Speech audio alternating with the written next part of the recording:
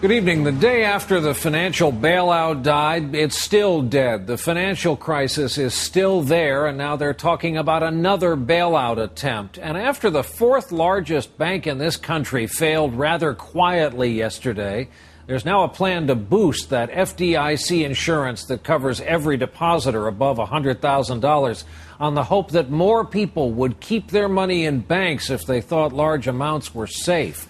We still don't know how any of this would be paid for, but just the prospect of a bailout was enough to rally the market today.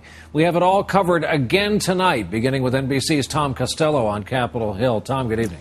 Hi, Brian. In fact, opponents and supporters of a rescue package were again today floating trial balloons, working behind closed doors, working the phones, trying to find something that is palatable to both sides.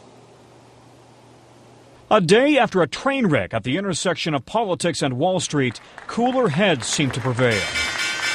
The Dow rebounded, closing up 485, erasing much of Monday's historic drop. The day started with President Bush urging Congress to try again. I assure our citizens and citizens around the world that this is not the end of the legislative process. While on Capitol Hill, we're not going to sit around and point fingers. We're going to get the job done. We're going to get it done this week. Democrats and Republicans were looking for common ground. The final vote yesterday, 140 Democrats and 65 Republicans voted for the rescue package, while 95 Democrats and 133 Republicans voted against it. Members from the right and the left both voting no.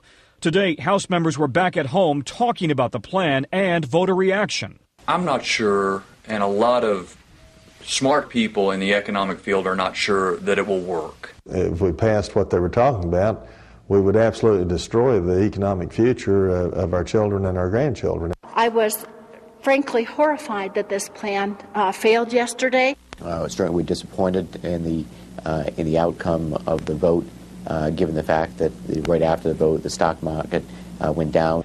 What could break the deadlock? Some say an accounting rule change that would give financial firms more latitude in valuing their assets.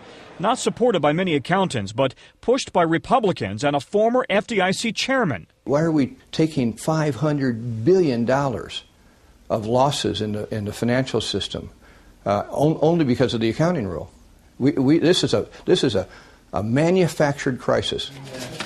Meanwhile, the FDIC today moved to shore up confidence in the banking sector by proposing to raise insurance caps for bank deposits, now at $100,000.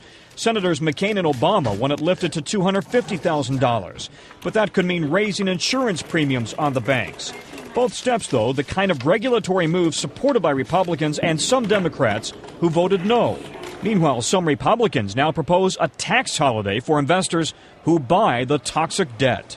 And there's talk within the Democratic circles of extending unemployment benefits. So there's a lot of talk here. The question is what and what pieces of all of this might make its way into a bill that might make its way onto the floor of the House as early as Thursday. Brian? Tom Costello, where all the talking is going on tonight. Tom, thanks.